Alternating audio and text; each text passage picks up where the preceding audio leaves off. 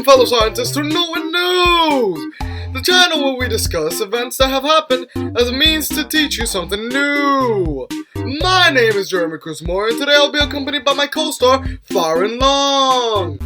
Today we'll discuss 3 events that have happened, starting off with poor Mr. Dummy, who got into a car crash on his way to work.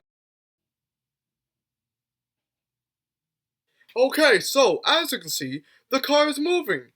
When it hits a wall, it stops. But Mr. Dummy continues to move until his torso hits the steering wheel and his head breaks through the windshield.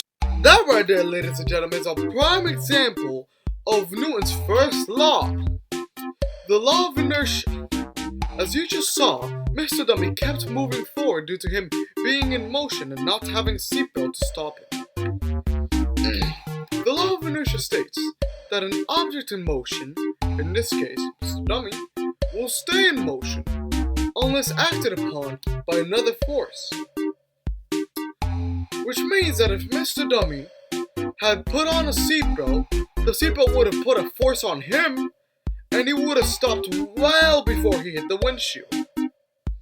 That right there, kids, is why you should always wear a seatbelt.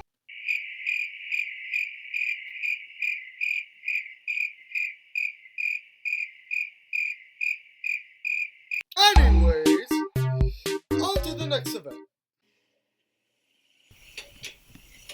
As you can see, the ship is pushing through the heavy waves of the ocean.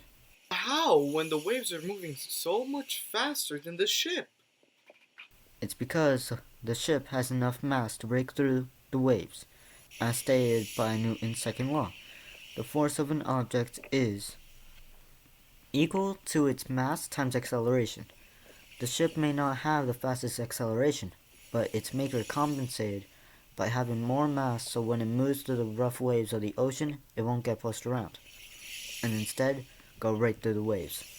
On to the next law.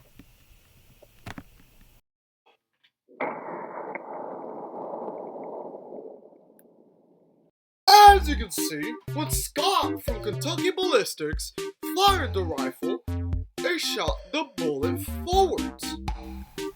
But why did he go backwards?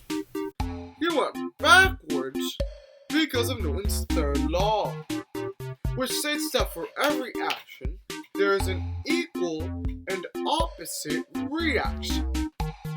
So the act of firing the rifle was what caused him to fly backwards, because the force that sent the bullet forward also went backwards. Like, for example, when I push this chair, it also pushes back on me. But I'm heavier than the chair, so I don't move, but the chair does. That's basically what happened.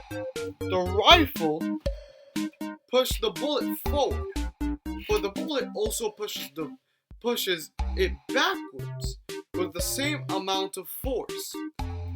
So the force was transferred back to the gun and onto Scott, which is why he flew backwards, but not as much as the bullet, because the bullet is lighter, and therefore it went faster. I think that's all of them. Wait a minute, I just got a notification. Hold on, what's the... Wile E. Coyote breaks the laws of physics. Wait, hold on, let me pull this up real quick.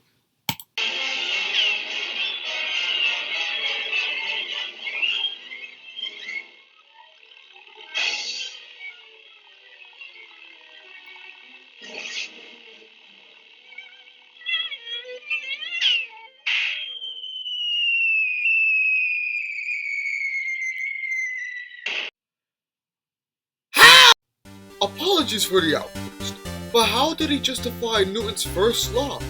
He should have kept moving with the cart. Even when he untied the rope, because of inertia, he should have been able to... He shouldn't have been able to, like, just stop midair. But somehow, that motion... he stopped that motion without being impacted by another force.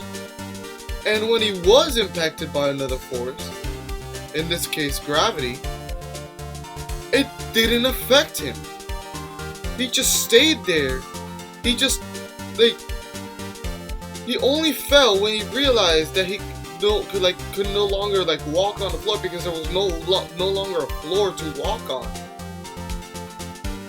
So he should have fallen immediately, but he didn't. So that means that Wile E. Coyote is some physics-defying god. I guess so. Well, that's all we have time for today, folks. This was Jeremy Cruz Moore. And this was Fire and Long. And we'll see you next time on New and News!